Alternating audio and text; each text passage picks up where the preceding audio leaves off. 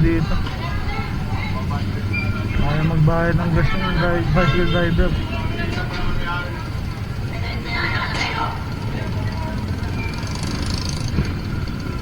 Kaya magbayad ng bicycle rider. May resibo pa naman yung ano. Eh siyempre kawawa yung gasoline boy.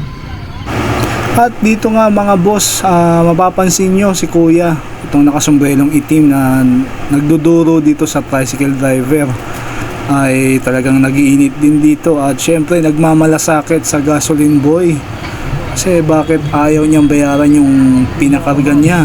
At nag-traffic na tuloy kami dito na magpapagas sa gas station dito. Yan, kaya medyo nagiinit to si kuya. At isa pa, nag-aalala din siya dito sa gasoline boy na mag-aabono nga naman kasi kawawa naman. So yan, salute kay kuya na nagmamalasakit dito sa gasoline boy.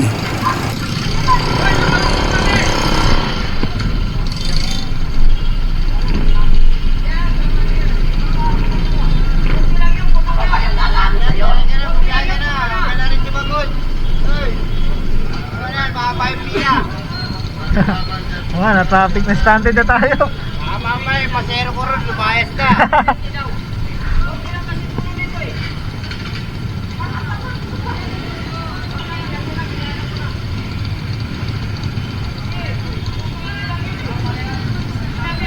Mahirap yung ganyan kasi magkakaproblema sa trabaho nila. Mamaya mayroong isa sa kanila bumalik.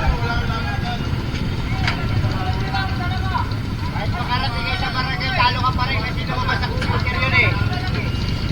Hindi ako ng computer dito. Ay, mauna ka pa sa akin, di ba? Dito ka. Dito. Mauna ba ako? Ha? Oo, may resibo naman rin kasi, di ba? Ang lalabas sa computer talaga yun, ang may nakatutuhanan doon. Oo. Ulit ito eh. Sa utak mo doon, sila pinakarga mo. Si kuya to yan, gagalit si kuya. Oh. Kaya 320, napakarga niya, hindi talaga lalabas sa computer. Sasapukin na ni kuya.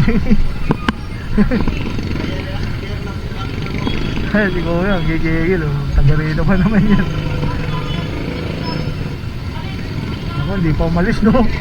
Nakakahanap pa ng kaaway yan. Kawawa naman din kasi to, mag-aabono siya. Abono yan. Tinik ng neto, 320, yun ang kinarga, 320.